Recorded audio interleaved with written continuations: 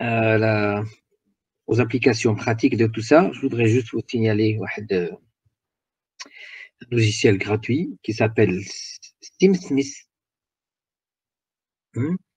Excellent. Excellent pour vérifier tout ce qu'on vient de dire, pour faire les adaptations d'impédance à éléments localisés. Alors, le principe, c'est tout simplement, voilà.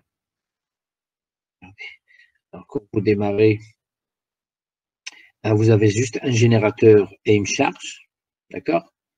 Alors, vous fixez la fréquence et l'impédance de sortie, et là, vous fixez l'impédance de la charge.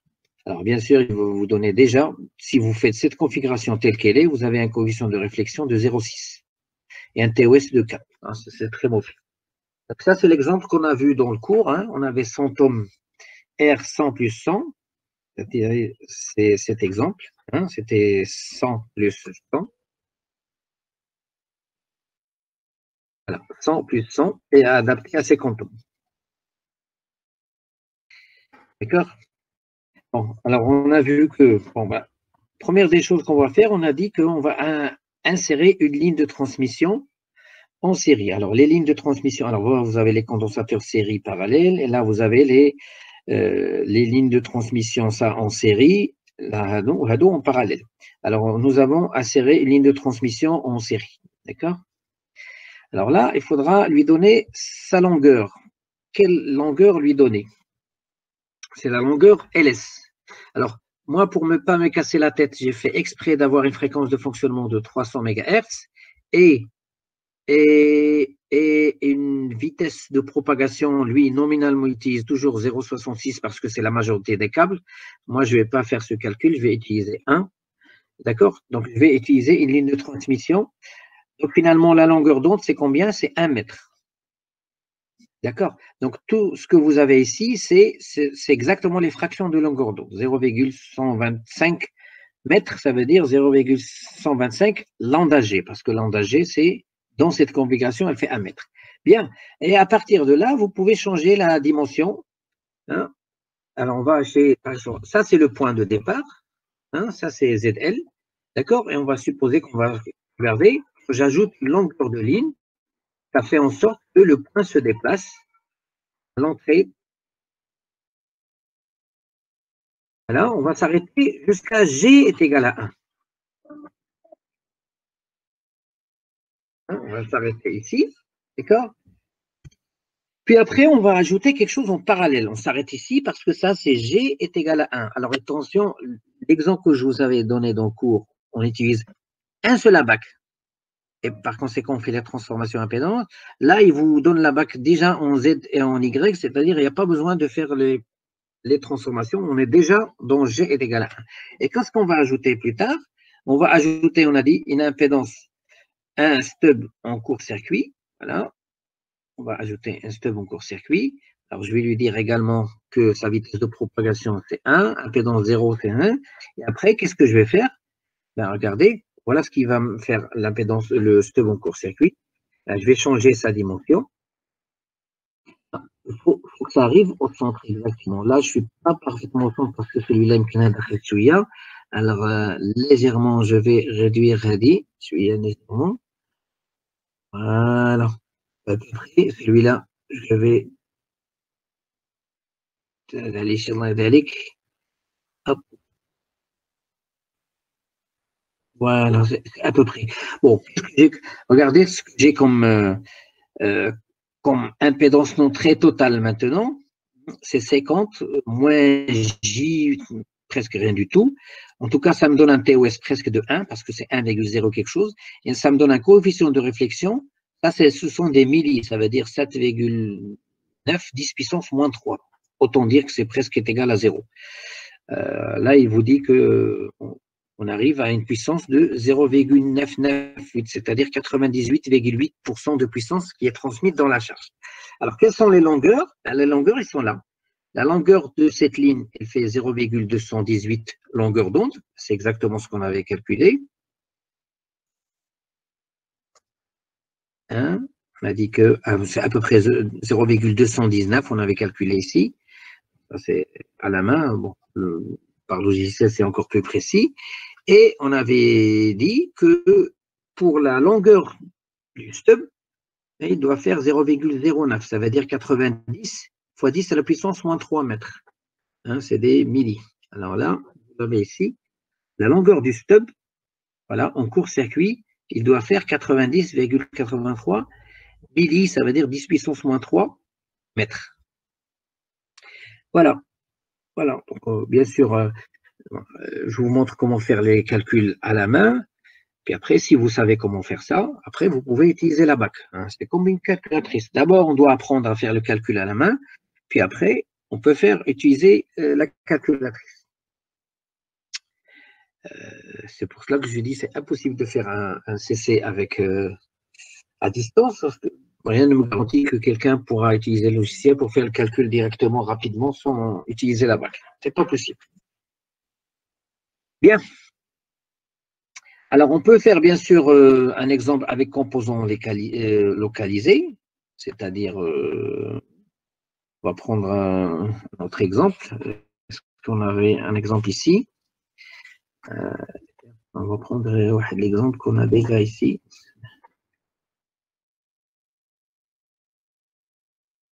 Voilà.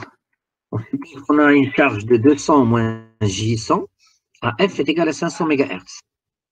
Alors, 200, une charge qui fait 200 moins J100. Et on utilise une impédance caractéristique qui fait 100 ohms. Voilà. Alors, et on travaille à 500 MHz. Alors, générateur, donc 500 MHz, impédance de sortie 100. Et on a cette charge-là. Bon, et on se trouve ici. Alors, comment on va adapter ça? On a dit, d'abord, on se trouve ici à l'intérieur du cercle R est égal à 1. Par conséquent, ça doit commencer par quelque chose de parallèle. Alors, seul un parallèle va me faire sortir en haut ou en bas. Bon, nous, on va descendre en bas, par exemple. Donc, on va utiliser quoi? Pour descendre ici, en parallèle, qu'est-ce qu'on va utiliser?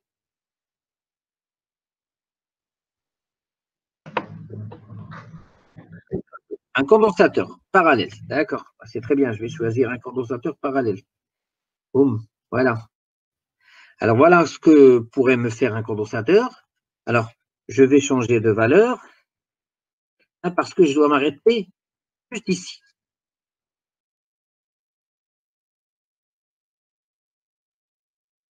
Hop, voilà, je m'arrête ici. Alors, bien, c'est très bien. Après, pour monter ici, qu'est-ce que je dois utiliser? C'est une bobine. Une bobine, comment? Série. Une bobine série. Allez hop, je vais utiliser une bobine série. Voilà la bobine série, elle me fait monter. Donc, je vais changer les valeurs. Hein, il faut qu'il me monte jusqu'ici. Voilà. Ben, quelles sont les valeurs que je dois utiliser? Regardez, la bobine doit avoir 38,8 nanohenry, exactement ce qu'on avait calculé. Et le condensateur, 0. Alors ça, c'est des femtofarads, 10 moins 12. Ça veut dire 0,9 picofarad. D'accord? Et on peut utiliser, bien sûr, pour des situations beaucoup plus complexes. Hein, par exemple, vous pouvez commencer par une impédance ici. Vous voulez avoir une impédance ici, ben, vous pouvez faire les configurations qui vous. Donc, je vous encourage beaucoup à télécharger ce logiciel, hein, SimSmith, qui fonctionne avec Java. Bien. Alors, retour au cours.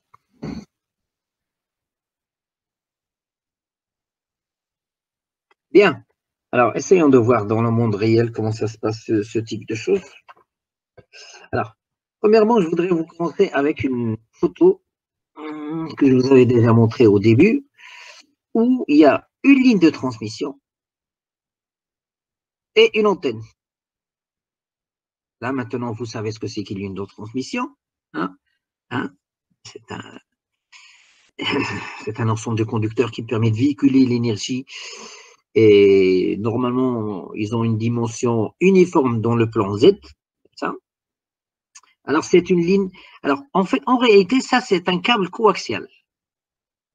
Alors, il est un petit peu particulier, c'est un câble coaxial AR. Donc, il est construit. Alors, le centre, il est construit avec plusieurs petits câbles qui sont comme ça. D'accord? Et l'extérieur, avec des câbles qui sont comme ça. Donc, ça me fait un câble coaxial AR parce qu'à l'intérieur, il n'y a rien, il n'y a que de l'air. Ça permet de minimiser les pertes du diélectrique et maximiser la vitesse de propagation. D'accord? Par contre, vous voyez, il y a des petits panneaux ici, comme ça, c'est juste pour maintenir les dimensions, les fils bien séparés et sous forme de cercle. Hein, ça se répète. Et les grands qui sont comme ça, c'est également, ils ont la même fonction. C'est pour prendre les fils qui sont comme ça. Voilà, les fils qui sont comme ça. Alors, je vais juste revenir, parce que je ne sais pas s'il y a...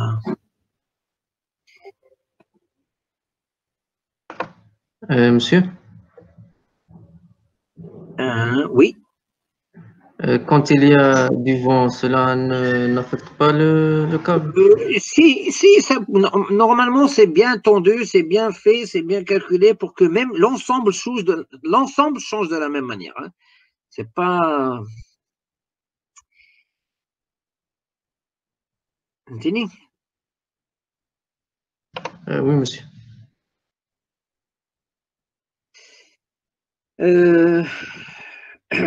Bien. Alors, cette ligne de transmission, elle va jusqu'à quoi? Ben, jusqu'à une chambre qui se trouve ici.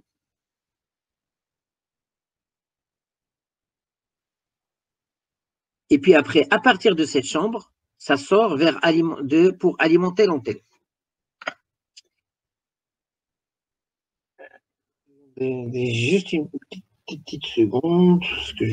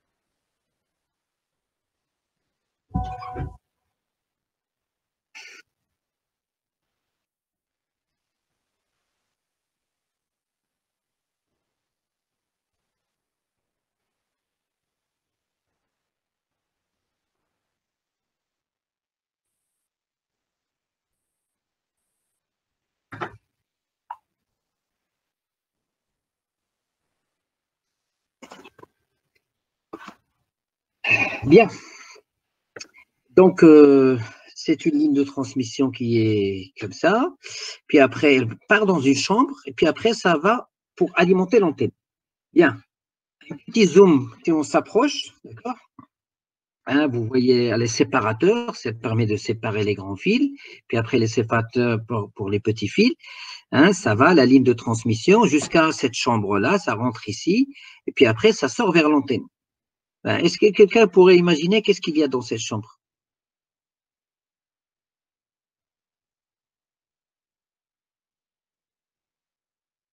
Bon, je vous le dessine. C'est Oui. des circuits d'adaptation. Très bien. Ben, c'est une ligne de transmission. Et ce n'est pas juste un circuit, c'est toute une chambre. Et puis après, vous avez l'antenne. Ça, c'est la masse et ça, c'est l'antenne. Alors, tout ça, c'est une antenne. Hein. La structure elle-même, la tour, c'est une antenne. Et le courant circule dans la tour. Hein. C'est pas toute la tour, c'est une antenne. On va en parler quand on arrivera aux antennes. Mais là, on est en train juste de parler de la ligne de transmission et le quadripôle d'adaptation. Ben, quadripôle, ça peut être toute une chambre. Alors, on va dire, il n'y a pas que le L et le C, il y a un petit peu plus. Il n'y a que des L et des C, bien sûr. Il y a un petit peu plus, parfois, si on a besoin d'une adaptation large bande. Hein, ça, c'est une adaptation à une seule fréquence qu'on a vu en cours. Mais si on veut une adaptation à plusieurs fréquences, on peut avoir des commutateurs qui changent de valeur de L suivant la fréquence de fonctionnement de l'émetteur. Ça, c'est un émetteur AM à Djibouti. Bon, bref. Donc, à l'intérieur, ben voilà ce qu'il y a à l'intérieur de la chambre. Alors, tout ce que vous voyez ici, bon, ce sont des connexions. Ça, c'est un transformateur de courant. Ça permet de capter le courant pour avoir une information. La sortie, elle est là. Ça, ce sont des condensateurs. Ça, c'est un condensateur à vide, hein, bien sûr. Alors, un condensateur, on n'utilise pas juste un condensateur comme ça, classique. C'est un condensateur qui peut supporter des kilovolts de tension, parce qu'il y a des puissances, de la puissance en sortie. Et pour avoir des kilovolts, il ne faut pas qu'il y ait quelque chose de l'air ici. Même l'air, il va être ionisé. Donc, ce sont des condensateurs à vide. Donc, à l'intérieur, il y a du vide. Le condensateur ADA, il y a du vide. Donc, le wahed qui soit à peu près $2000. C'est juste pour vous donner une information, c'est très cher un émetteur haute puissance. D'accord? Et là, ce que vous voyez, c'est un bras, c'est un commutateur. Ça commute de là, et parfois, hop, ça passe à l'autre côté. D'accord? C'est un commutateur suivant les fréquences de fonctionnement, et ainsi de suite. Bon, alors, je suis là. Alors, c'est parce que, bon, c'était lors d'une formation que j'avais donnée il y a quelques années à la radio RTD, radio et télévision de Djibouti, pour voir comment on fait les adaptations et tout ça d'antennes comme ça. Et bon, la chambre, en gros, ça ressemble à ça. Ça, c'est pas vraiment la photo de cette chambre, mais parce que j'avais pas pris des photos exactement des bobines également. Bon, les bobines, ils sont comme ça. C'est des trucs énormes qui sont comme ça. Il y a même de l'eau qui circule à l'intérieur pour refroidir. Et les condensateurs vides, ils sont là. Bien. Et là, c'est la vraie sortie qui va vers l'émetteur. Ah, bien sûr, il fallait bien sûr. On utilise la bague de Smith pour faire toutes les adaptations d'impédance parce que c'est l'outil standard pour ce genre de choses. Bien. Alors là, c'est un autre. Bon, ça n'a rien à voir avec l'outil maintenant. It's Low Power Antenna Tuning Unit. Alors, les ITU, ce sont des Antenna Tuning Units, très, très souvent utilisés. Alors là, c'est un circuit d'adaptation plus petit, d'accord? Et là, c'est la tour, c'est une antenne. Alors ça, c'est la sortie. Et ça, c'est un isolateur, Naya. Ici, c'est un isolateur. Et ça, regardez les plaques qui descendent ici. Ça, c'est vraiment, ça, c'est la masse. Ça, c'est la Terre. Ça descend vers la Terre. D'accord? Donc ça, c'est un isolateur. Ça veut dire que vous avez le quadripôle, la sortie qui va vers l'antenne. Et puis après, vous avez la Terre, c'est ici. Et tout ça, c'est la Terre. En réalité, tout est relié en bas. D'accord? Et ça, c'est le quadripôle d'adaptation. Alors, à l'intérieur, si vous ouvrez, vous avez un truc comme ça, vous avez des L et des C. Alors là, c'est localisé parce que ce sont des fréquences petites. Hein, on utilise des L et des C, même l'émetteur AM, ce sont des petites fréquences, ce n'est pas des très très hautes fréquences. On peut se permettre d'utiliser des composants localisés. Regardez la fréquence de fonctionnement, ce sont des 1 MHz, à peu près de 1 MHz. À peu près, on peut faciliter. 1 MHz, la longueur d'onde, c'est 300 mètres. Donc, un composant comme ça, par rapport à 300 mètres, c'est rien du tout. Alors, regardez, celui-là, qu'est-ce qu'il vous permet de faire comme adaptation? Vous avez en entrée ces quantums, ça c'est ce qui va vers le générateur. D'un point de vue charge, il peut adapter des charges qui vont de 10 à 200 ohms, résistance. Avec une certaine capacité parallèle-série, il n'y a pas de problème, mais il peut adapter tout ce qui va de 10 à 200 ohms. C'est à peu près les impédances qu'on retrouvera pour les antennes. D'accord? Power Unit, il fonctionne jusqu'à 50 kW. Hein, d'accord?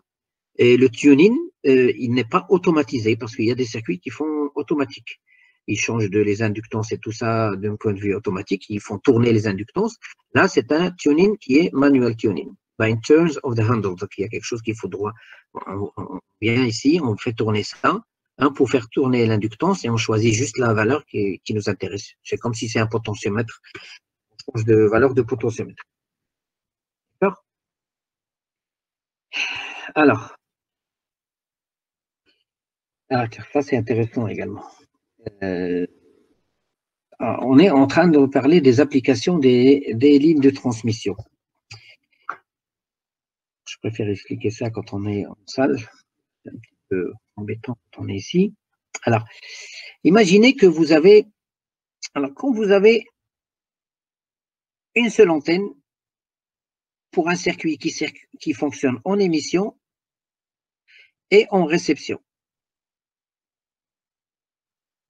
Il y a un circuit rémission et ici TX et RX. Et on suppose que ça fonctionne à la même fréquence, F0. Alors, on travaille en simplex. Simplex, c'est-à-dire soit on émet, soit on reçoit. On ne peut pas faire les deux en même temps. C'est comme les radios VHF de police et tout ça. D'accord? Les radios VHF, comme ça. Alors, il y a une seule antenne. Alors, le gars, il ne peut pas faire les deux. Soit il appuie sur le bouton talk pour discuter, soit il relâche pour recevoir. Donc, soit il émet, soit il reçoit. Donc, on appelle ça communication simplex. D'accord? Ben, imaginez que maintenant, il veut émettre. Ben, quand il veut émettre, si on a juste un circuit comme ça, regardez, il est en train d'activer 100 watts, 1 watt, par exemple. Non, ça ne dépasse jamais 5 watts. 1 watt, ben, si 1 watt, il vient ici, il trouve un circuit de réception qui est conçu également pour recevoir la même fréquence.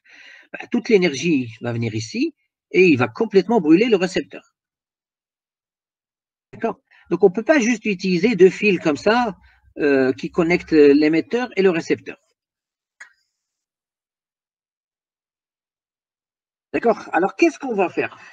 Eh bien, on utilise une ligne de transmission de longueur lambda sur 4, comme ça, entre l'émetteur et le récepteur, et on ajoute deux diodes comme ça, et on a l'antenne qui se trouve ici. L'antenne qui est commune.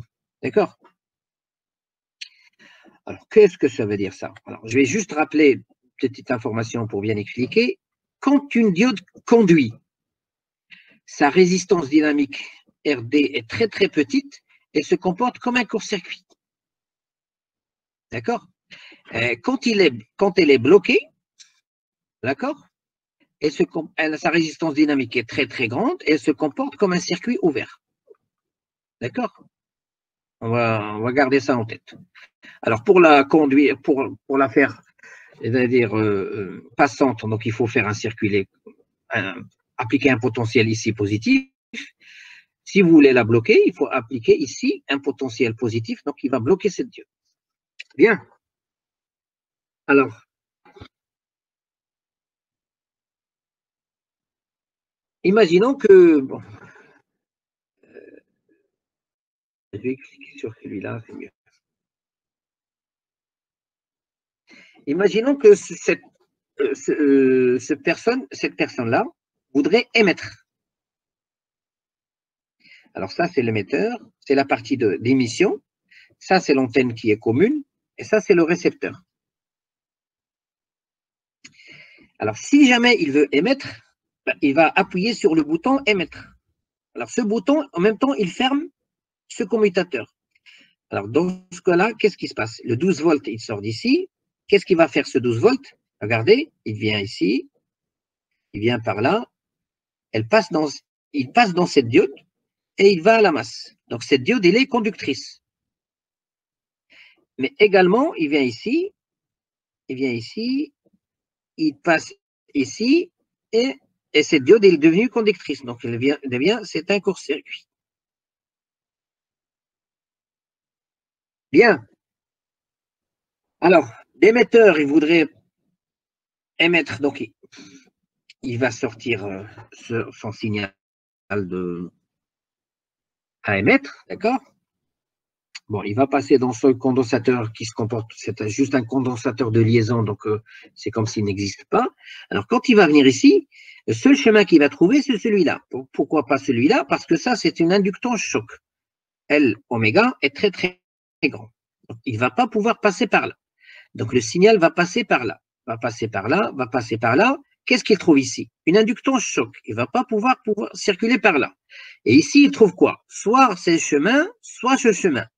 Bon, alors, qu'est-ce qui se passe en bout de ce chemin? Alors, puisque cette diode est conductrice, donc entre là et là, c'est un court-circuit. Donc ça, c'est une ligne court-circuitée, parce que entre là et là, c'est un court-circuit. Et une ligne de transmission après un transformateur, ou bien après lambda sur 4, qu'est-ce que je trouve ici comme Z-in? Alors, je rappelle, voilà, je vais vous dessiner ça, comme ça, comme ça. J'ai une impédance ici, ici, j'ai un court-circuit. Court-circuit. Après, lambda sur 4, qu'est-ce que je trouve? Quoi? 12 volts. Non, non, non, non. Après tout ça, je trouve un circuit ouvert. Un circuit ouvert, très bien. C'est-à-dire une impédance infinie. Donc, qu'est-ce qui se passe? Quand je vais appuyer sur ce bouton, ben, l'émetteur va trouver un seul chemin qui est là, là et là. Parce que tout ça, c'est infini. Ça, c'est infini. Ça, c'est infini. Ça, c'est infini. Il va passer par là. D'accord? Donc, il ne va pas pouvoir rentrer ici pour détruire le récepteur. Bien. Alors, on va voir maintenant on va voir maintenant la deuxième configuration. Supposons que maintenant, je suis en train de faire de la réception. C'est-à-dire, c'est quoi la réception? C'est-à-dire, bon, je ne vais pas appuyer sur ce bouton. Ça veut dire que Hada est ouvert. Si celui-là est ouvert, la diode Hadi, elle n'est pas alimentée. Hadi, elle est ouverte. Hadi, qu'est-ce qu'elle a cette diode? Elle est ouverte. D'accord? Elle n'est pas alimentée. Bien. Alors maintenant, d'un point de vue réception, le signal, il vient d'où? Il vient de l'extérieur et vient vers mon antenne. Bien. Moi, je voudrais le faire diriger vers le récepteur, bien sûr. Alors, quand il va venir ici, qu'est-ce qu'il va trouver? Ben, d'abord, cette diode, elle est bloquée, il ne va pas pouvoir passer par là. Donc, ça, c'est ouvert. Cette inductance, c'est une inductance de choc, il ne va pas pouvoir passer par là. Et ouais. Le seul chemin qui lui reste, c'est ça. Donc, il va venir ici. Quand il va venir ici, regardez, ça, c'est un circuit ouvert. La diode, comme si elle n'existe pas, qu'est-ce qu'il va trouver? Il va trouver juste l'impédance. Le récepteur, qui a bien sûr une impédance caractéristique d'entrée qui doit être standardisée. Donc, toute l'énergie, il va venir ici, hop, hop, hop, hop, hop, hop, passer par là et rentrer dans le récepteur. Donc, voilà, avec une simple ligne de transmission de longueur lambda sur 4, j'ai pu faire un séparateur émetteur-récepteur pour que mon circuit ne soit détruit. Bon, ça c'est schématique, mais c'est beaucoup plus simple que tout à l'heure. Hein. Vous voyez bien, sans les inductances et tout ça. Ben, j'ai voulu montrer l'autre parce que c'est plus réaliste que celle-là. Ça, c'est juste schématique pour l'enseignement. Dans la réalité, c'est quelque chose qui est comme ça. D'accord? Donc, je rappelle, hein, quand celui-là veut émettre, l'alimentation, celle-là, elle existe. Hada, c'est un court-circuit. Hada, c'est un court-circuit. D'accord? Ça sort par là, ça sort par là. Regardez. Alors, ce chemin, il n'est pas possible parce que Hada, c'est un court-circuit. Et un circuit après lambda G sur 4, ça me ramène un circuit ouvert. Ça veut dire une antapédance. Ça veut dire que ça ne va pas passer par là, ça va passer vers l'antenne et ça va être rayonné. D'accord? Quand il n'y a pas d'alimentation ici, les deux diodes sont bloquées. Si jamais on a un signal qui arrive ici, Hadi, elle est bloquée, donc il ne va pas pouvoir passer par là. Il continue comme ça. Ça, c'est ouvert parce qu'elle n'est pas polarisée et il va trouver juste le récepteur.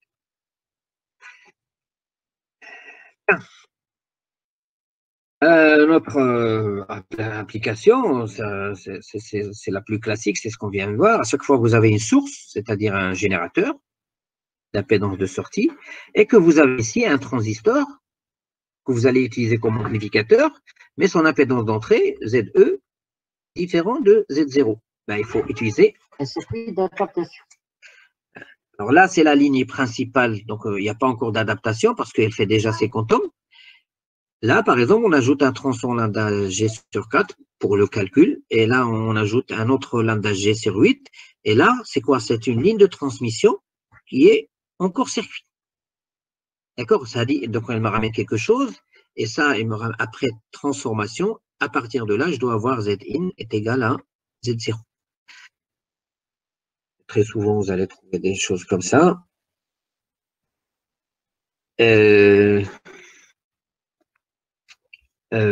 Voilà. Alors, par exemple, tous les circuits haute fréquence que vous pouvez avoir ici, toutes les pistes que vous avez là, ce sont des pistes électriques. Microstrip, c'est en anglais, micro-ruban en français. Hein, ce sont des conducteurs bien calculés, dont la largeur elle est bien calculée, suivant la hauteur et ainsi de suite, pour le W sur H utilisé, on doit avoir une impédance caractéristique Z0 égale à 50 ohms, des lignes de transmission. Tout ça, ce sont des lignes bien calculées. Hein. Ce n'est pas juste un fil qui traîne dans l'air. J'espère qu'à partir de maintenant, vous êtes conscient qu'il ne suffit pas de mettre un fil n'importe comment et ça va marcher. Alors, on peut utiliser également les lignes de transmission pour construire des inductances ou bien des condensateurs. Hein. Bon, à chaque fois qu'on passe d'une ligne 50 ohms à une ligne beaucoup plus élevée, ça se comporte comme une inductance. Bon, il faut aller dans la littérature pour savoir comment calculer L. Bon, je ne l'ai pas mis ici, parce que ça dépasse un petit peu ce qu'on doit faire. Hein.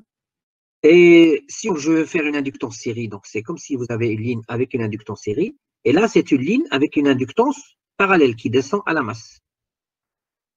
Si je veux faire un condensateur, ça doit faire quelque chose comme ça. C'est une ligne principale, d'accord? Et ça, quand c'est très large, quand c'est très fin, c'est une inductance. Quand c'est très large, c'est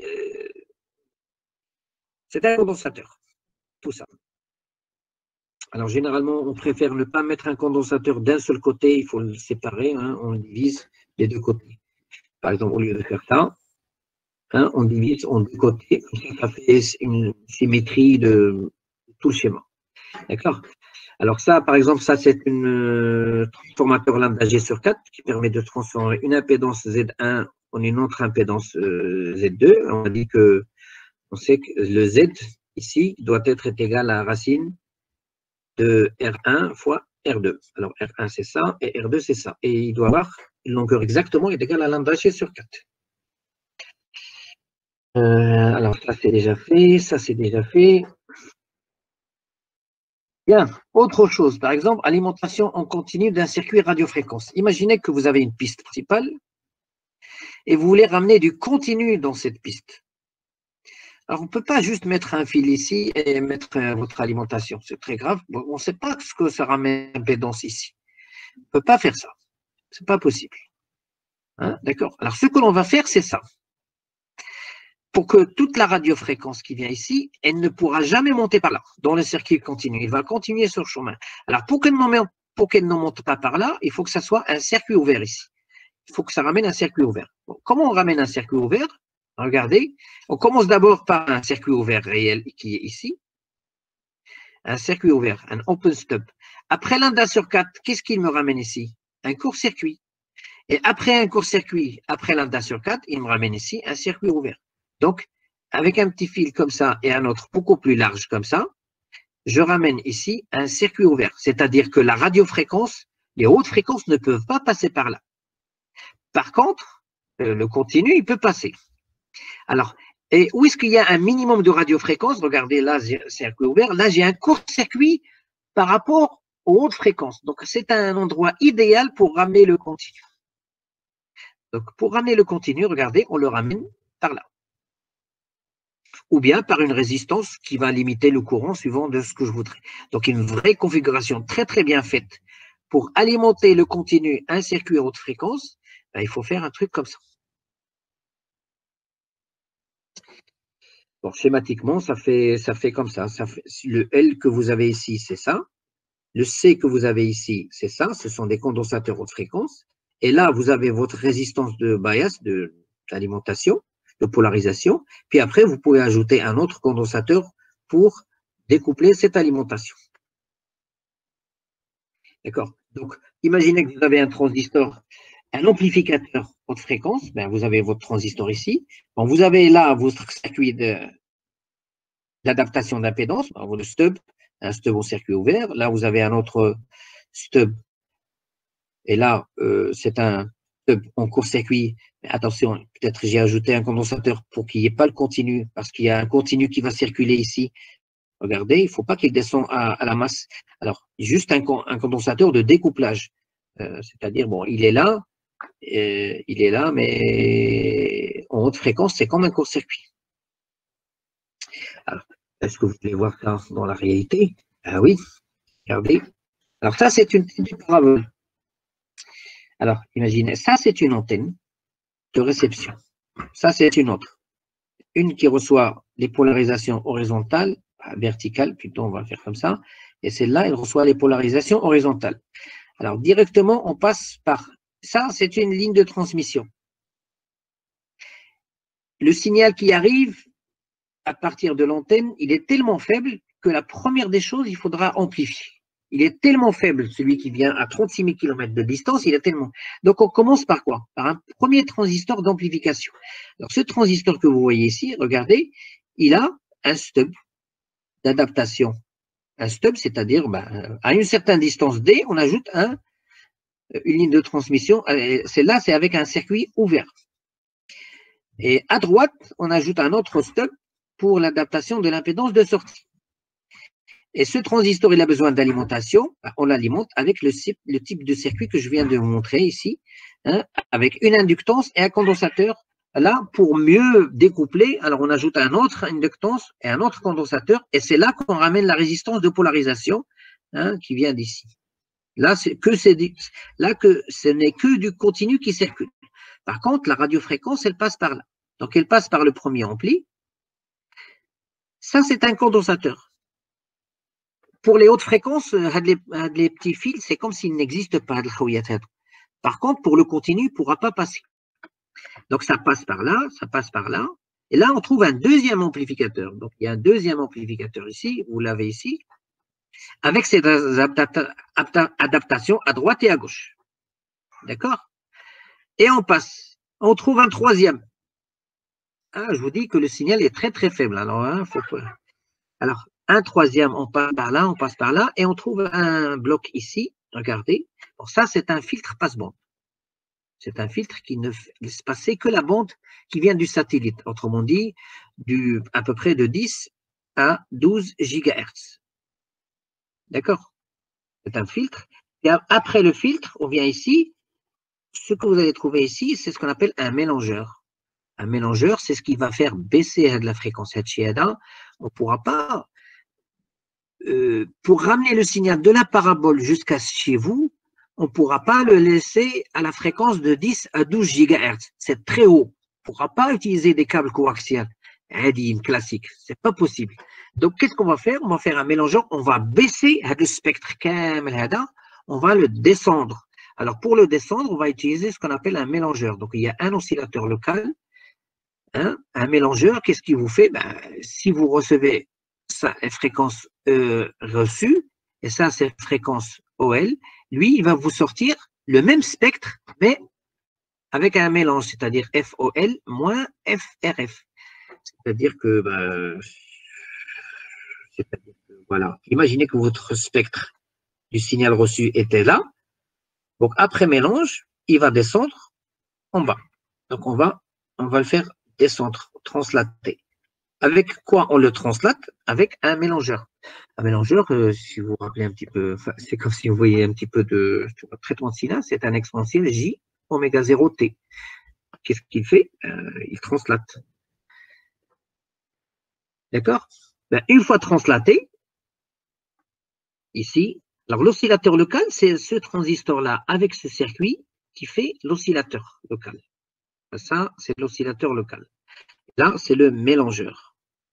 À partir de là, on sort un petit peu en basse fréquence. Basse fréquence, c'est-à-dire de 1 à 2 GHz.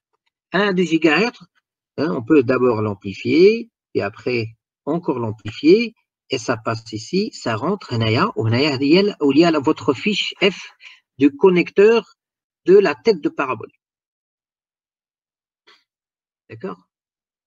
Alors, est-ce que vous avez vu une alimentation pour la tête de parabole?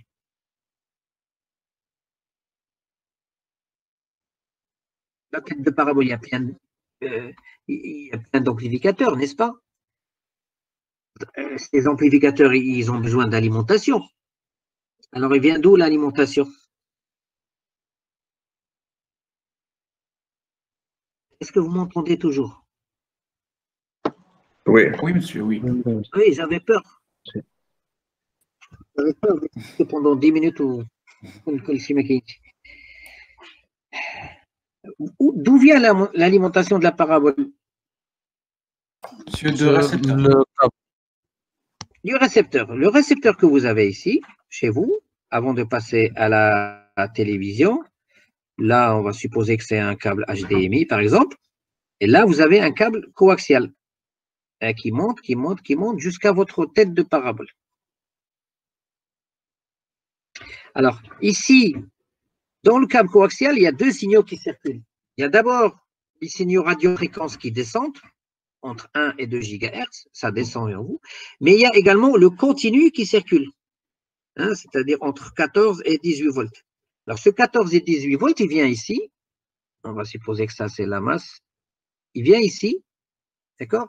La première des choses, on met un condensateur parce que là, on a le dernier ampli qui sort le signal, on ne veut pas qu'il s'arrête pas là. Par contre, on va faire comme ça, on va utiliser une grosse inductance ici, et là, on va avoir notre continu, par exemple 14 volts, qui va venir pour alimenter les différents amplis. 14 volts, bien sûr, peut-être il y a un régulateur, je pense qu'il y a un régulateur qui fait descendre à 5 volts. Voilà, c'est un LM7805 qui fait descendre le continu à 5 volts pour alimenter les différents blocs.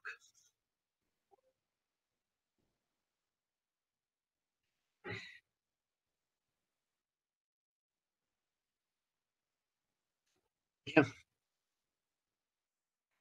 Alors, ça, c'est un exemple de filtre qu'on peut faire également avec les lignes de transmission. Hein, là, vous avez une entrée, là, vous avez la sortie. Regardez, c'est juste des morceaux de piste comme ça. Bon, il y a dans la littérature tous les moyens de faire ces calculs. Bon, ça sort un petit peu du cours de ce cadre du secours, sinon ça sera qu'un cours 100% ligne de transmission.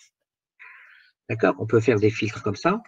Regardez, c'est très simple de faire des circuits en très haute fréquence. C'est la théorie qui est difficile, mais la réalisation extrêmement simple. Alors, le filtre comme ça, c'est celui que vous avez ici. Voilà. Vous voyez, c'est la même chose. C'est un filtre passe-bande. Vous pouvez avoir des filtres. Là, c'est très haute fréquence. Hein. C'est très fin ici. Vous pouvez avoir des filtres comme ça. Vous pouvez avoir des filtres comme ça. Donc, finalement, bon. Maintenant que vous le savez, ça, c'est, vous voyez, c'est à 20 GHz. Très, très haute fréquence. Remarque, si ça commence à faire comme ça, c'est juste pour minimiser la longueur de ce circuit. D'accord, normalement, ça aurait pu être plat, mais il faut minimiser parce que c'est très, très haute fréquence. Peut-être c'est inclus dans une tête de missile ou je ne sais pas quoi. Bien, on peut faire bien sûr un filtre passe-bas, par exemple. Hein, ça, c'est Z0 est égal à 50 ohms. Alors, un filtre passe-bas, c'est ça. C'est LC, LC, LC, LC. Et suivant les valeurs que l'on va trouver, suivant la topologie de Butterworth ou bien les autres, chacun il va vous donner une configuration passe-bas, ça va être comme ça, ou bien ça va être avec des ondulations, ça descend très vite. C'est Amin, أصلاً باقي عاقل هاد الشيء هذا منا ياك كاين ولا ما كاينش؟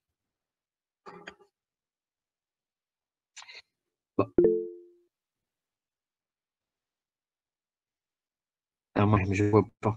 Bref, donc suivant la topologie, on calcule les valeurs des L et des C. Et oui. Monsieur, il a écrit quelque chose dans la boîte de messagerie de Google Meet. Il vous a dit oui. Je ne la vois pas, j'ai un zoom.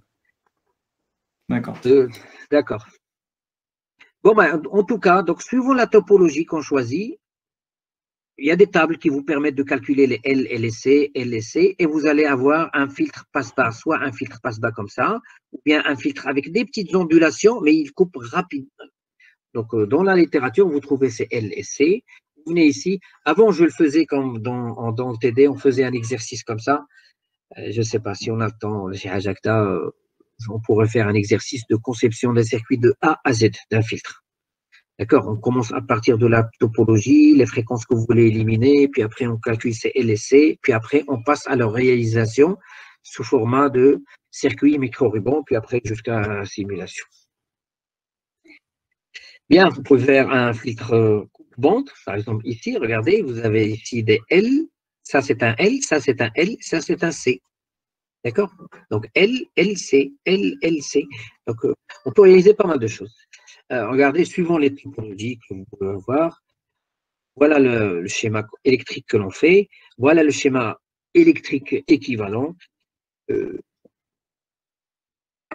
Bon, c'est un domaine assez large, assez vaste. Mais si vous connaissez un petit peu les bases, j'espère que à la fin de ce cours, vous avez les bases de tout ce qui est ligne de transmission, vous n'aurez plus peur d'aborder un problème parce que si vous démarrez de zéro, c'est presque impossible de croire tout ce que vous allez voir. Un court-circuit qui se transforme en circuit ouvert, c'est pas possible, et ainsi de suite. Vous verrez que en fréquence, c'est possible. Voilà, on peut réaliser également ce qu'on appelle un diviseur de puissance, Wilkinson, de type Wilkinson. Je vous ai dit, quand on a un générateur et je veux diviser, partager l'énergie à deux circuits, il ne suffit pas de faire un branchement comme ça, c'est pas possible. Parce que l'impédance vue d'ici, c'est 50, et l'impédance vue d'ici, c'est 50. En parallèle, le générateur va avoir une impédance de 25 ohms, donc il y aura de coefficient de réflexion. Toute la puissance va être, grosse partie de la puissance va être réfléchie. Combien exactement? Gamma est égal à ZL moins Z0 sur ZL plus Z0. Ça fait combien? Ça fait moins 25 sur combien? Sur 100. Ça fait combien? Moins 0,25. Ça, c'est gamma. Il faut élever ça au carré pour avoir en puissance combien va être réfléchi. D'accord? Alors, généralement, c'est assez simple. Hein. Regardez, on prend une impédance caractéristique Z0, et là, vous avez l'impédance caractéristique Z0, et entre les deux, hein, on fait deux pistes de longueur lambda sur 4 et qui ont une impédance caractéristique racine de 2 Z0. Et là, on a toute la puissance qui est divisée. Ça, c'est juste pour symétriser, mais il n'y a pas d'énergie qui passe par là. Donc, toute la puissance, là, par exemple, si on injecte 0 décibels, ici, on va sortir 0 dBm. Là, on va sortir avec moins 3 dBm. Et là, moins 3 dBm. Là, pourquoi moins 3? Moins 3, c'est 1,5 en puissance. Si vous faites 1 fois le log, non, 10 fois. 10 fois le log de 1 sur 2, de la moitié, ça fait moins 3. D'accord? Donc, si vous injectez 0 dBm, c'est-à-dire 1 mW, vous allez avoir ici 0,5 mW, 0,5 mW, et tout le monde sera content. La charge contente, le générateur content, aucune réflexion. Donc, on ne peut pas se permettre... voilà, ça c'est un exemple. Hein, Wilkinson Equal Power Divider. Hein, rentrer avec une énergie ici et les diviser de manière égale des deux côtés. On ne peut pas juste utiliser des fils comme ça. Hein, ça, c'est les rafles continues ou des circuits. On s'intéresse à la tension et non pas à la puissance. Ici, on a besoin de puissance et non pas de tension. Voilà. Ceci met fin au chapitre des lignes de transmission. Bien sûr, c'est encore plus vaste, mais je pense que vous avez presque 80% d'informations nécessaires pour travailler des problèmes concernant les lignes de transmission. Ça permet de vous faire rendre compte que quand on passe en haute fréquence, il ne suffit pas juste d'utiliser des fils n'importe comment, parce qu'il y a des déphasages énormes en de toutes petites distances qui pourraient faire en sorte que sur une ligne comme ça, il y a des phénomènes de réflexion, il y a des impédances maximales et minimales. Il faut toujours avoir une ligne de transmission généralement bien chargée, comme ça on n'a jamais ces problèmes de réflexion. On verra ça surtout quand on va utiliser des antennes. Il faut bien qu'elles soient adaptées, sinon vous êtes en train de perdre de l'énergie pour rien. D'accord? Ça vous permet de vous rendre compte que une des paramètres à consulter dans un datasheet ou bien dans une fiche constructeur, c'est l'impédance d'entrée de l'antenne. Il ne suffit pas de se dire qu'est-ce qu'elle émet, quelle fréquence, quelle est son impédance et est-ce qu'elle est compatible avec l'impédance de sortie de mon générateur. Est-ce que j'ai besoin de faire un circuit d'adaptation? ou bien quand vous allez pouvoir utiliser des modules qui existent déjà. Maintenant, il existe beaucoup de modules qui font émetteur. Il suffit de rentrer quelques petites informations, puis après, il vous sort la puissance que vous voulez. Mais après, vous allez devoir utiliser une antenne pour rayonner tout ça. Le problème, c'est que parfois, leur impédance de sortie, c'est pas vraiment 50 ohms, ou bien l'impédance d'entrée, c'est pas 50 ohms. Alors, si vous connectez directement, vous allez avoir quelque chose qui ne fonctionne pas. Pourquoi ça ne rayonne pas? J'ai mon émetteur qui est bien, j'ai mon antenne qui est bien, mais vous n'avez pas fait attention à l'adaptation d'impédance. Peut-être que toute l'énergie, elle revient. Surtout que si l'impédance est un petit peu faible, si ça fait 2 plus J 100 ohms, si la partie réelle est très faible, ça veut dire que, qu'est-ce qui se passe? Partie réelle très faible, vous êtes vraiment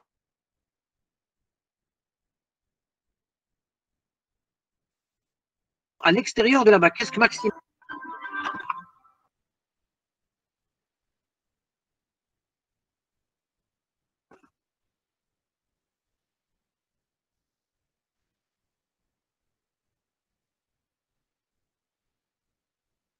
D'accord? Donc, il faudra faire des adaptations d'impédance. Vous allez avoir des modules qui existent déjà. Il y a beaucoup de modules Arduino, non pas Arduino, des modules Bluetooth, des modules GSM, des modules 433 MHz, des modules. Quand vous allez vous les procurer, vous vous dites, ah tiens, je vais connecter une antenne.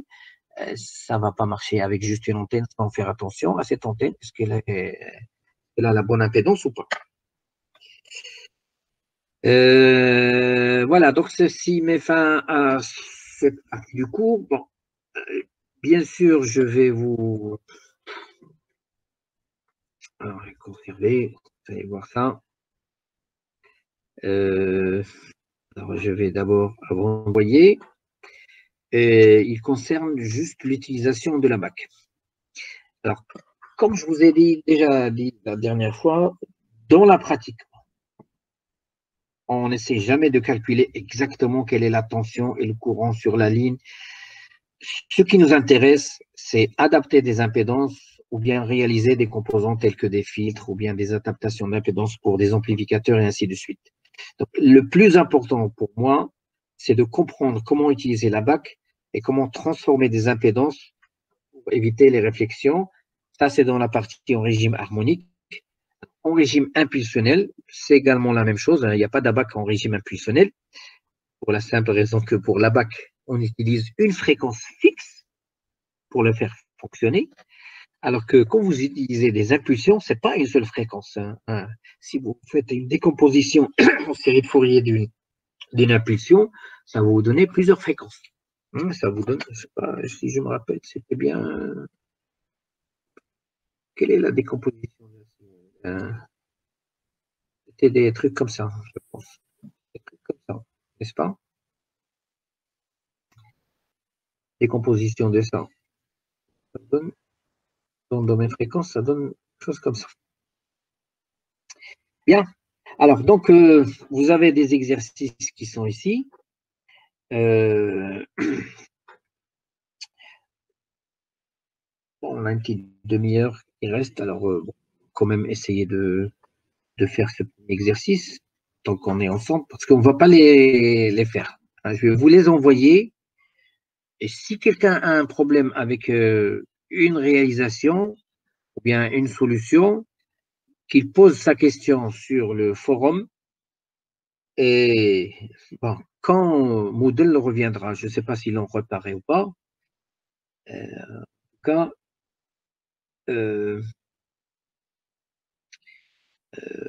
vous posez vos questions sur la plateforme Moodle, comme ça, tout le monde va profiter de la réponse.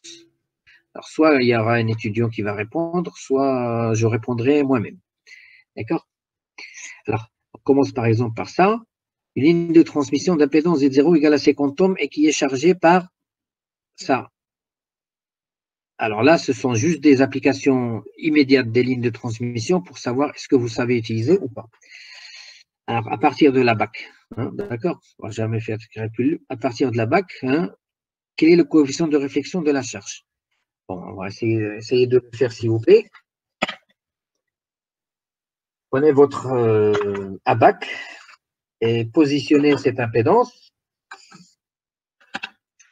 sur la BAC et calculer, enfin, déterminer plutôt, le coefficient de réflexion de la charge. Alors, c'est 50 plus J25. 50.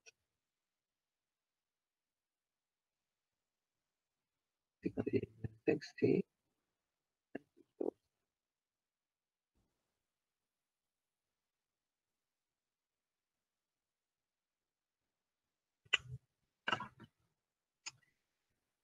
bon, le premier qui trouve le coefficient de réflexion, il nous dit ça.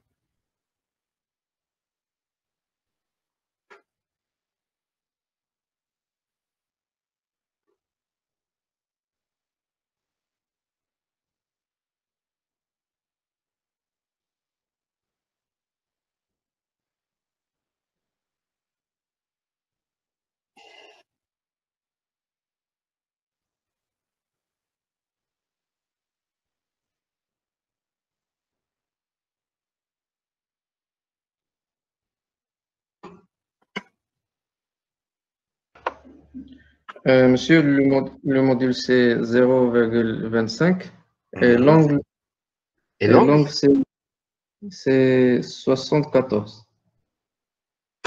donc c'est plus 74.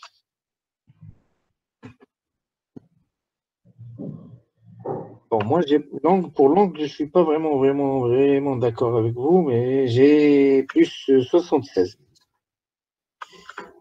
Bon, alors on va attendre que au moins deux autres étudiants trouvent la même chose pour passer à la question suivante.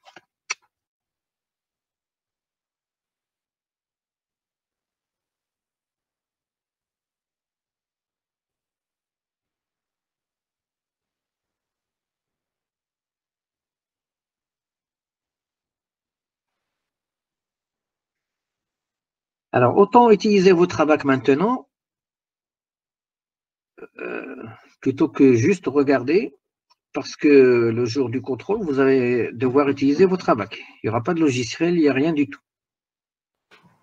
Monsieur, l'angle, c'est 0,74. Alors, bien 0. Non, 64, je m'excuse, monsieur. 74 degrés, d'accord.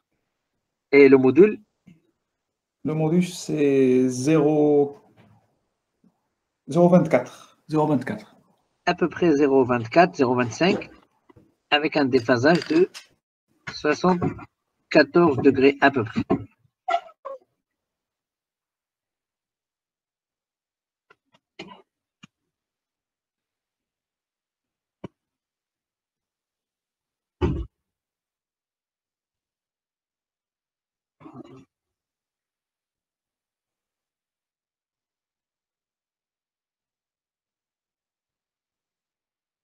Alors, est-ce qu'il y a d'autres personnes qui ont trouvé la même chose? J'ai trouvé 72. D'accord. Bon. Quel est le TOS sur la ligne?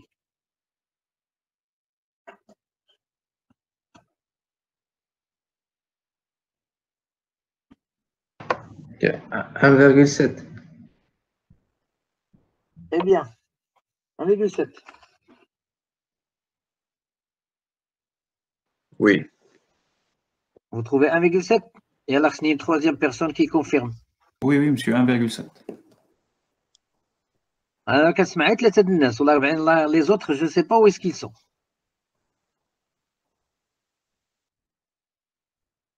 واش هي طاقين كونيكسيون وضربي انا بنعسة ولا بلاتي نشوفو نفيريفيو هادشي هذا. اليوم je Oui, sais monsieur, pas, moi, au je l'ai hasard. trouvé 1,7. 1,7. Oui, monsieur, درنا calcul en anglais. C'est Mohamed Ben Mambrouk. Oui, monsieur, oui. Oui. Alors, vous trouvez la même chose? Oui, monsieur, oui. C'est Hamza. Hamza Najah. Monsieur. Oui, oui, monsieur. Vous trouvez la même باش chose? calcul monsieur. C'est Non, non, Bachir, pas Mohamed encore. Bachir.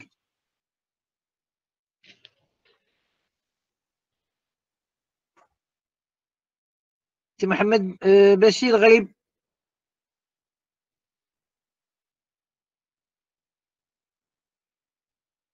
Vous m'entendez?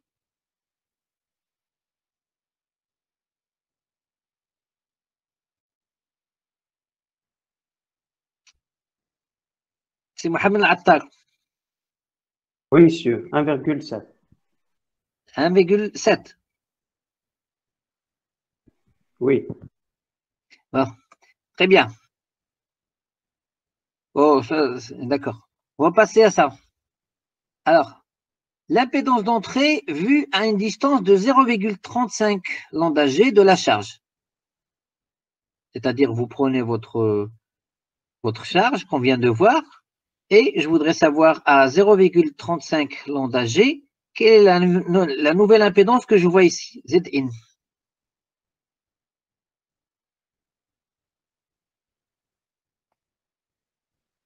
Bien, je prends mon compas, je fais mes calculs.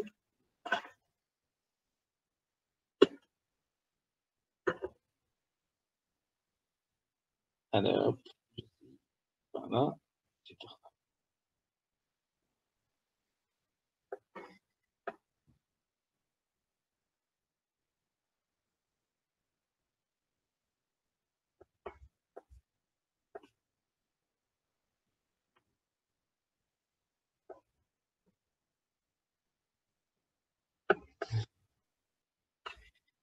0,4.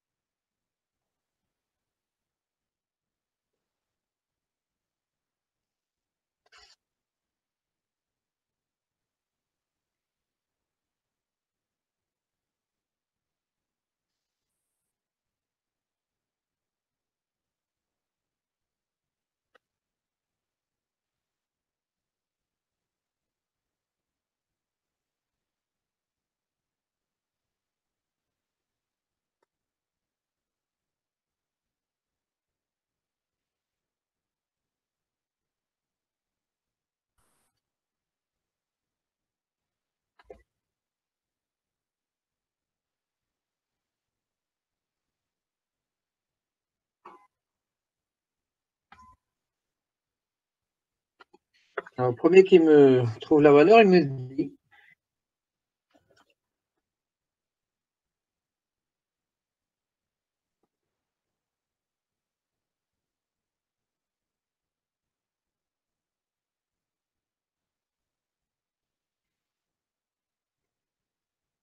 Moins 0,4 G.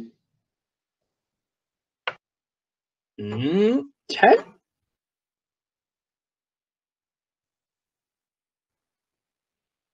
1 1. moins 0. Mais qu'est-ce qu'il يكون 1 C'est 0,6. Ah, 0,6, c'est une bonne réponse. Et la Et partie puis, image, et la partie réactive? à peu près 0,05. Voilà, moi j'ai 0,03, c'est très bien. عملت 0,05 et il a مشيتي مع ديك la droite. Il ne faut pas aller avec la droite avec laquelle vous avez calculé la phase, il faut aller avec la partie de la réactance. تمشي مع la droite. Bon, alors, est-ce qu'il y a d'autres qui ont trouvé 0,6?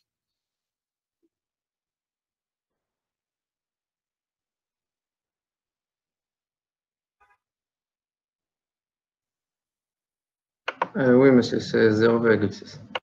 Et la partie réactive?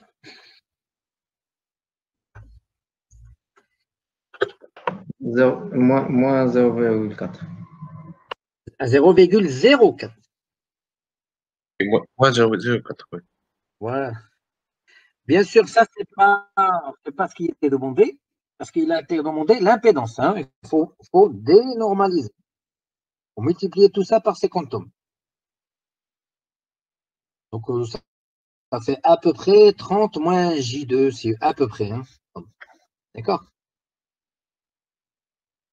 Donc, on a transformé une impédance de 50 plus J25 en 30 moins J2. Juste en ajoutant un morceau de câble. Alors, on vous dit maintenant l'admittance. Alors, non, ce qu'il faut faire, il faut juste faire le. Alors, si vous avez déjà la bac de Smith en Z et Y, ce n'est pas la peine de bouger. Il suffit de lire dans les autres coordonnées. Si vous ne l'avez pas, ben, il faut faire la symétrique par rapport au point de centre.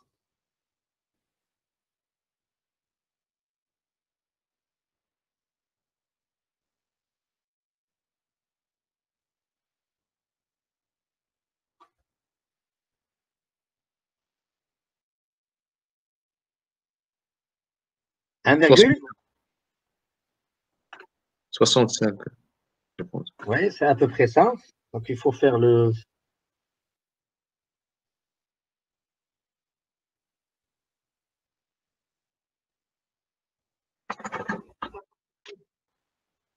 0,1, oui. Voilà, donc c'est à peu près qu'on a à peu près 1,7. Plus. Voilà, c'est plus ou moins. Voilà. Plus 0,1. Très bien.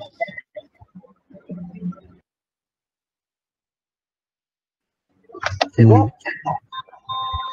Monsieur,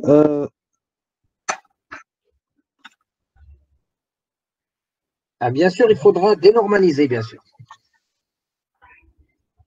Comment on dénormalise une admittance?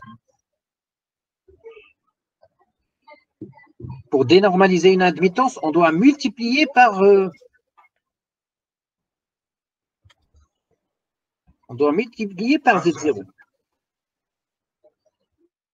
Parce qu'une admittance normalisée, c'est quoi? C'est la vraie admittance sur l'admittance de référence. C'est Y fois Z0. Donc, le grand Y, c'est tout simplement, c'est le petit Y divisé par Z0. Pour normaliser, on multiplie par Z0. D'accord? Le vrai Y qui nous intéresse, c'est le petit Y normalisé divisé par Z0. Bien, alors on passe à la question suivante. Quelle est la longueur la plus proche, la plus courte, au bout de laquelle l'impédance d'entrée est purement résistive?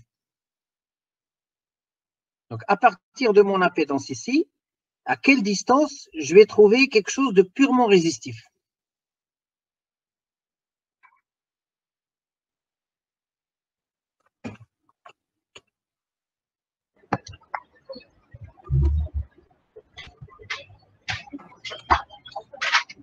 Alors, je rappelle, le Z, c'est celui de tout à l'heure. C'est 50. Pardon? مشيتها مليون ونص خرجات.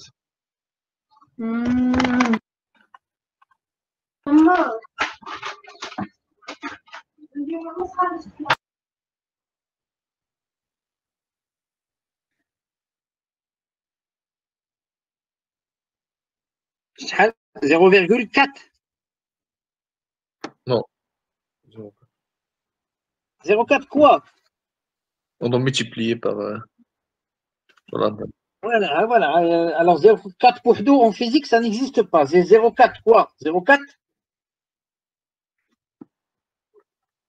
0,4 longueur d'onde. Je ne pense pas. Comment vous avez fait ça? Alors je rappelle qu'on avait commencé avec l'impédance qui fait 50 plus J25. Hein, faut pas faire autre chose. On a commencé par ça. Voilà l'impédance qui m'intéresse. Alors, quand vous positionnez 50 plus J25, c'est où? On s'est trompé, monsieur.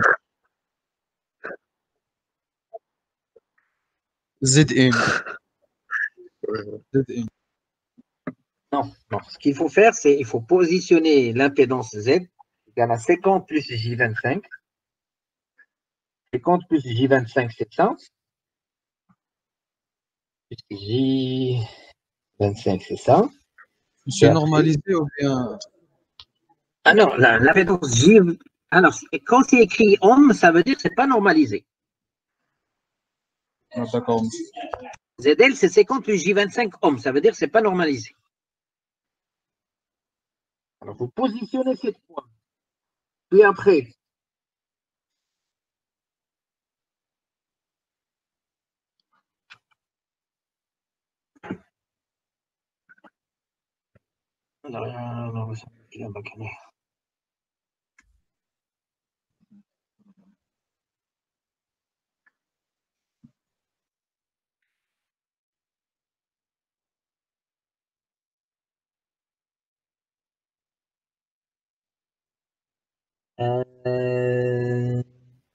voilà, c'est à peu près ça. Très bien.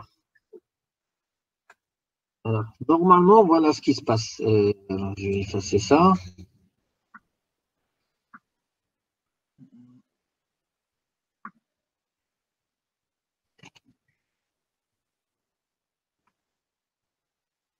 Voilà.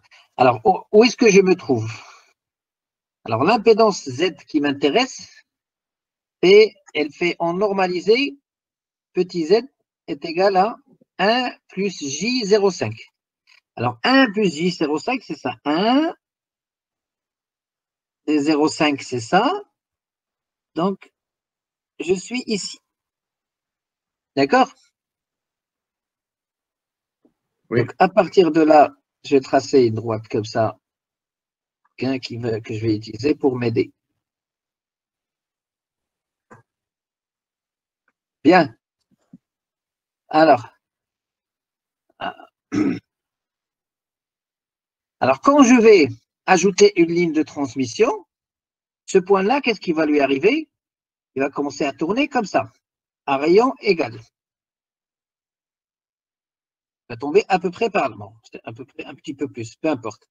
Et là, quand il va rencontrer cet axe, qu'est-ce qui va se passer? Eh bien, l'impédance, elle est purement réelle ici. Quand on est dans toute impédance dans cet axe, elle est purement réelle. Il n'y a pas de partie imaginaire. Donc, la distance qu'il aura parcourue pour trouver une impédance purement réelle, c'est de là à là. Alors, comme ici, on a un chiffre 0,25 et ici, on a à peu près 0,148, donc ça doit faire 0,25 moins 0,148. Cette différence, il vous donne la distance nécessaire pour arriver à une impédance purement réelle. C'est bon? 0,102. Voilà, à peu près. 0,102. Lambda G. Ouais. Alors, à quoi ça pourrait me servir, ça? Voilà, je vais vous dire à quoi ça pourrait me servir, ça.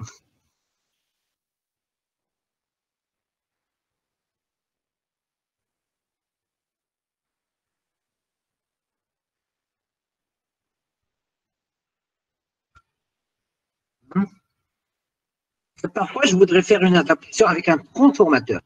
Comme on dit, j'ai mon impédance qui est ici, qui fait combien? 50 plus J25.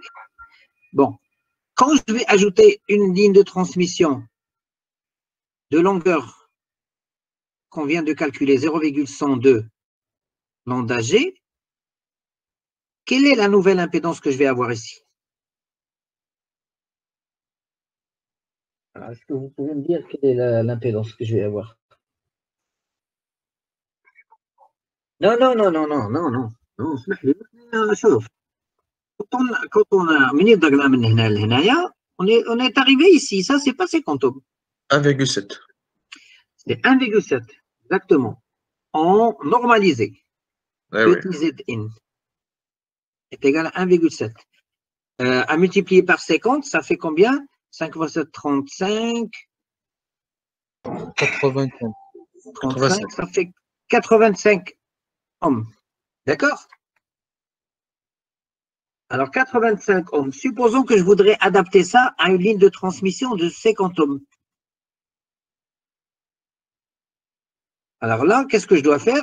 Puisque ça, c'est purement réel maintenant, ben, je vais utiliser un transformateur de longueur d'onde lambda sur 4. Et quelle doit être son impédance?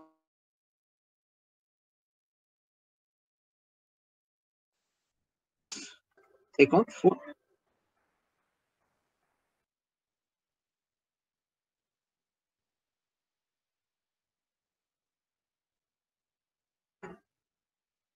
D'accord? 50 fois cette impédance-là qui fait 85. Alors, je n'ai pas de calculatrice. Est-ce que c'est combien ça?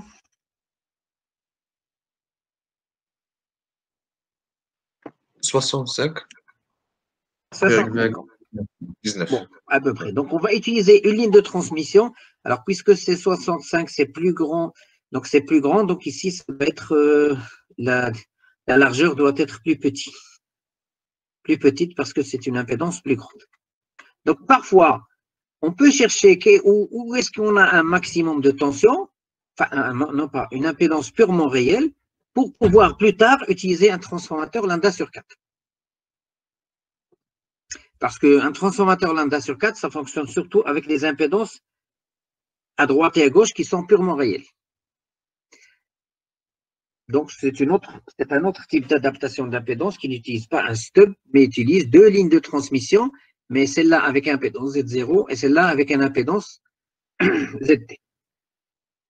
Bon, ça ne fait pas partie de l'exercice, mais c'est juste pour vous dire un exemple d'application. Bon, là, pour les premier de tension à partir de la charge, bon, c'est ce qu'on vient de faire. Premier maximum, on le trouve à 0,102. Bien.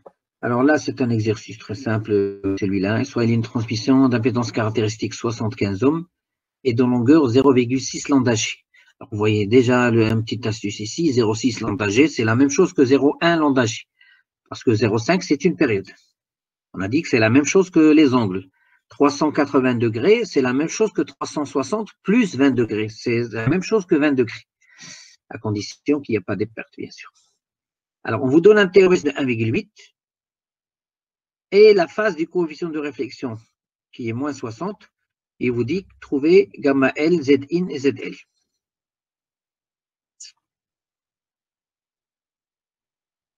Bon, un TOS de 1,8, c'est la première des choses avec laquelle on commence. Puisqu'on a un TOS de 1,8, on a le coefficient, module du coefficient. On trace ce cercle. Alors 1,8, normalement, ça doit passer exactement aussi, également par 1,8.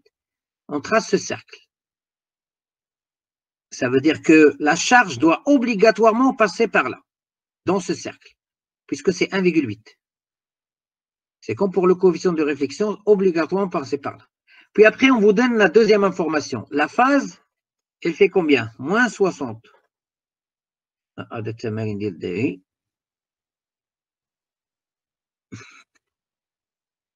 La phase est fait moins 60 degrés, θL, la phase de la charge.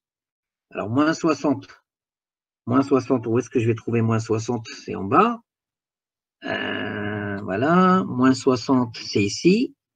Voilà, donc je vais tracer comme ça. Ça, c'est la phase, moins 60. Et obligatoirement ici, donc l'impédance que je suis en train de chercher, c'est celle-là. Une fois vous l'avez, il suffit de lire partie réelle, partie imaginaire. Partie réelle, c'est ça. Partie imaginaire, c'est ça. D'accord? D'accord, il faut trouver le module de gamma L. Bon, c'est immédiat parce qu'il faut utiliser juste la vague avant qu'on ne comprend pas. ZL, hein, et Zin. Zin, c'est-à-dire, bon, une fois qu'on connaît la charge, je peux calculer l'impédance d'entrée. Il faut se déplacer de 0,1 lambda G.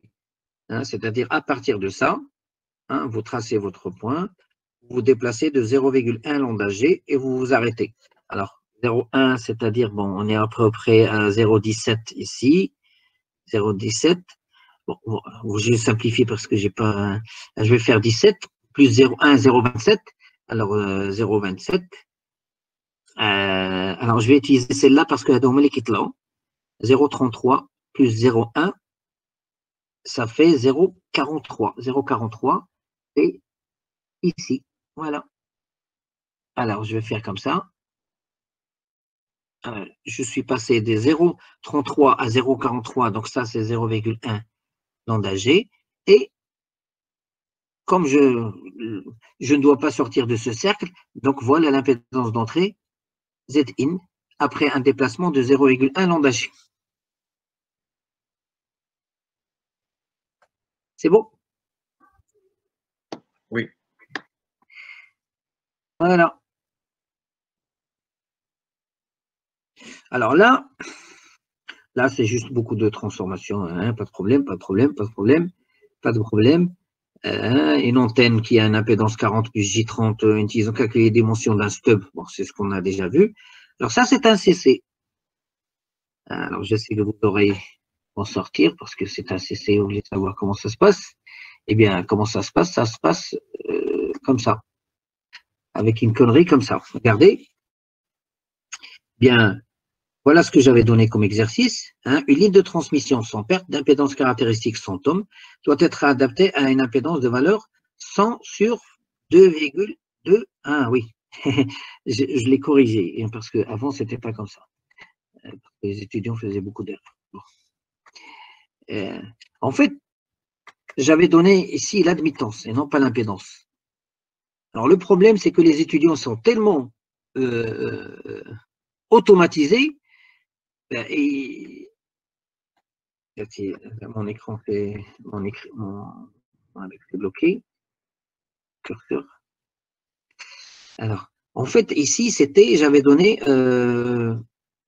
non pas une admittance, j'avais donné une admittance de charge qui fait par exemple 0,2 plus J 0,3.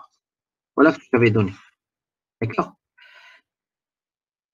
J'avais dit ici, c'est une admittance de valeur 0,2 plus J 0,3.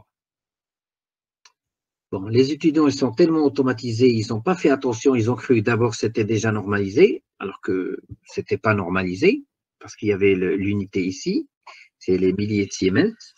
D'accord? Et qu'est-ce qu'ils ont fait? La première des choses, ils ont positionné le point tel qu'il est, 0,2 plus G1, et ils ont cherché l'admittance, alors que c'est déjà une admittance, c'est-à-dire ce n'est même pas faire la peine de faire la rotation. Je vous donne déjà l'admittance. C'est-à-dire, il suffit de faire le reste du circuit. Non, il y en a qui sont normalisés, ils mettent dès que la transformation, alors qu'elle est déjà faite. C'est une étape au moins. C'est juste pour vous montrer la différence entre comprendre vraiment quelque chose et avoir une tête automatisée à faire toujours la même chose. Il ne faut pas faire ça. Surtout pas avec moi. Parce que je vous donne généralement les documents et tout ça. Ce qui prouve qu'il faudra réfléchir. Il ne faut pas juste savoir comment le faire. Voilà. Et donc, c'était juste l'astuce. Simplement. Et il y en a beaucoup qui sont tombés dedans. Et là, c'est également un CC ancien. C'est juste...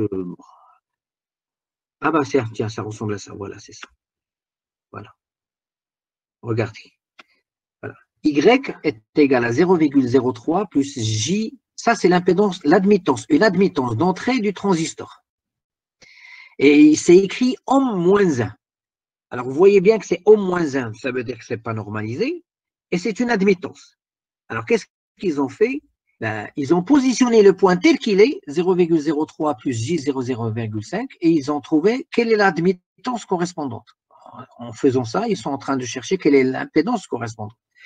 Puis après, bon, vous avez la distance du stub et la longueur du stub qu'il faut décharger pour adapter à une impédance séquente. Bon.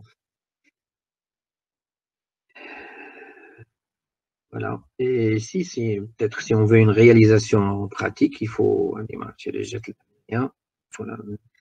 déplacer. Voilà. Je vais laisser. Si on veut réaliser réellement, parce qu'une fois on a calculé ça, la longueur du stub et la distance du stub, on le calcule en fraction de longueur d'onde.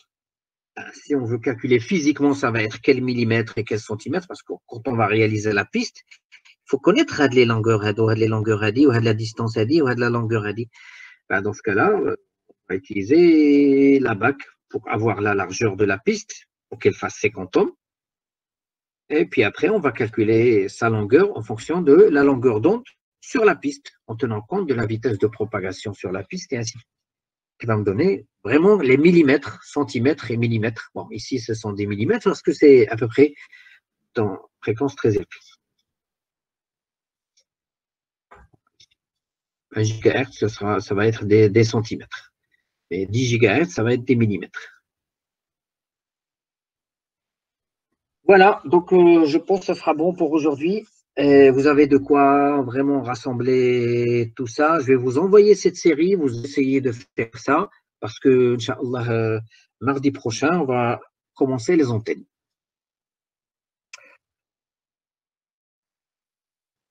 Est-ce que c'est bon?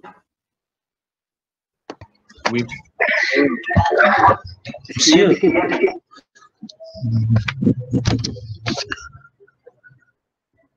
Est-ce qu'il y a des questions? بعد واحد 20 minutes مسيو كان عندي ان بروبليم دو كونيكسيون سي بور سا علاش ما جاوبتكش مسيو يعني عاد كان ما كاين حتى مشكل. شكون هذا واحد السير غير؟ وي وي يا با دو بروبليم. واحد بيرتورباسيون دو كونيكسيون دونك ما سمعتكش مسيو هذاك علاش. ما كاين حتى شي مشكل. Je vous connais très bien tous de vue. Je ne connais pas les noms par cœur, mais de vue, je vous connais tous. Donc, et je sais que tu es quelqu'un de sérieux. Donc, il n'y a pas de problème. Je sais qu'il y avait un petit problème. C'est pas que c'est la connexion. لا لا. D'accord. Alors, est-ce qu'il y a d'autres questions?